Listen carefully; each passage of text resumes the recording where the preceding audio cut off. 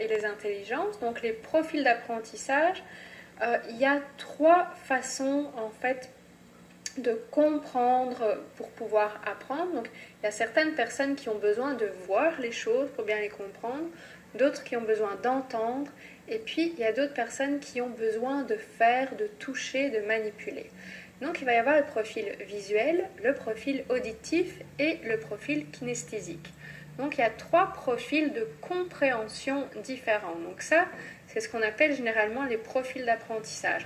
Puis ça peut comprendre aussi d'autres choses, ça peut être plus vaste que ça. Alors comment on établit ça? Généralement la personne, c'est quelque chose qu'elle sait, mais il y a aussi des tests. Donc si vous le faites avec des plus jeunes, il y a des tests qui permettent de déterminer si la personne a plutôt un profil visuel, auditif ou kinesthésique. Puis les Garner qui a fait ce classement-là, et donc pas seulement les tests de QI comme on les fait dans les écoles, mais vraiment il y a plusieurs sortes d'intelligence, donc comme l'intelligence corporelle et kinesthésique, l'intelligence musicale, l'intelligence spatiale, l'intelligence verbale, l'intelligence naturaliste, l'intelligence spirituelle même. Donc on a toute une série d'intelligences comme ça. Je vous mettrai sous la vidéo un lien vers un article qui parle de ça, puisque j'en ai déjà parlé sur le blog et j'ai aussi déjà invité une personne qui est spécialisée dans les intelligences multiples pour expliquer de quoi il s'agit.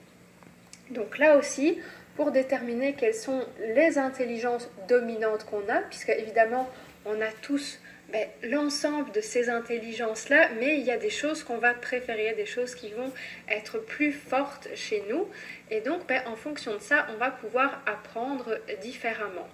Donc la première chose à faire, c'est de faire un test pour déterminer quelles sont les intelligences dominantes chez la personne. Donc ça aussi, vous pouvez retrouver des tests sur internet ou vous pouvez aller faire un test un petit peu plus approfondi chez une personne qui travaille avec les intelligences multiples. Donc la première chose, donc quand on me dit comment étudier avec les profils d'apprentissage et les intelligences multiples, la première chose, c'est de prendre conscience de votre profil et de vos intelligences dominantes. Puis en fonction de ça, on va combiner.